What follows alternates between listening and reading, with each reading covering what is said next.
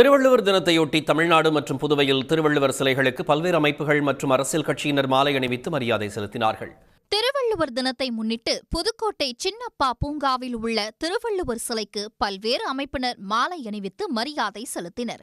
தமிழ்நாடு முற்போக்கு எழுத்தாளர் கலைஞர்கள் சங்கத்தின் மரபுக்கலை கிளை சார்பில் மாணவர்கள் சிலம்பம் சுற்றி சமத்துவ பொங்கலிட்டு திருவள்ளுவர் தினத்தை கொண்டாடினர்.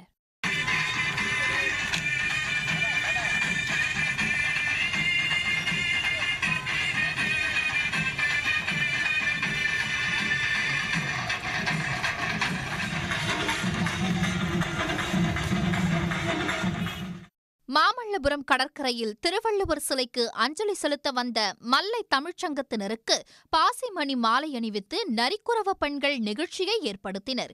திருவள்ளுவர் சிலையை வணங்கியும் அப்பெண்கள் மரியாதை செலுத்தினர்.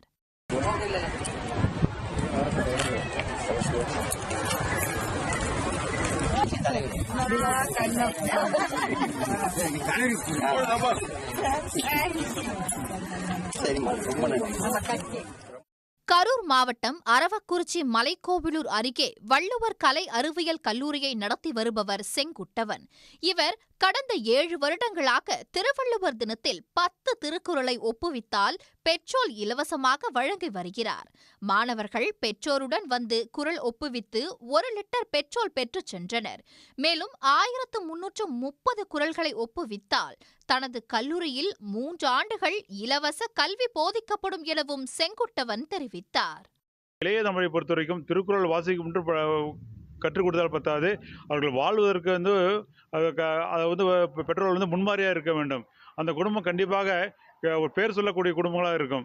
ஆகவே அதனால் எங்கள் கல்லூரியில் 1330 திருக்குறள் சொல்கின்ற மாணவர்களுக்கு 3 ஆண்டுகள் நாங்கள் இலவசமாக பட்டப்படி படிப்பதற்கு உதவி செய்கிறோம். என்றால் திருக்குறள் படித்தால் அவர்கள் நல்லவர்களாக இருப்பார்கள். இந்த சமுதாயத்திற்கு நல்லவர்கள் தேவை. இங்கே வள்ளுவர் பங்கு வந்தோம்.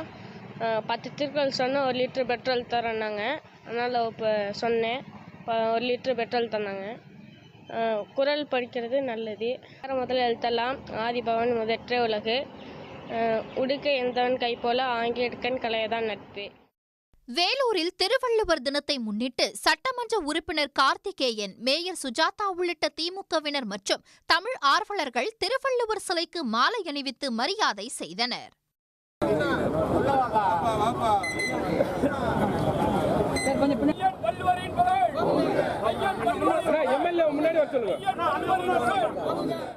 புதுச்சேரியில் திருவள்ளுவர் சிலைக்கு மாலை அணிவிக்க வந்த முதலமைச்சர் ரங்கசாமி முன்பு தமிழ் உரிமை இயக்கத்தினர் முழக்கமிட்டதால் பரபரப்பு ஏற்பட்டது.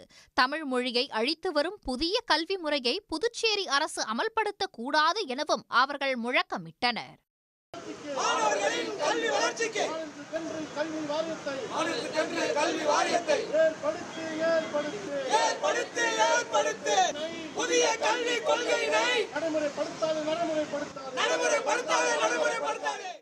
பின்னர் துணைநிலை ஆளுநர் கைலாசநாதனுடன் இணைந்து முதலமைச்சர், அமைச்சர்கள் மாலை அணிவித்தனர். உடனுக்குடன் செய்திகளை தெரிந்து கொள்ள சன் நியூஸ் பெல் ஐகானை கிளிக் பண்ணுங்க.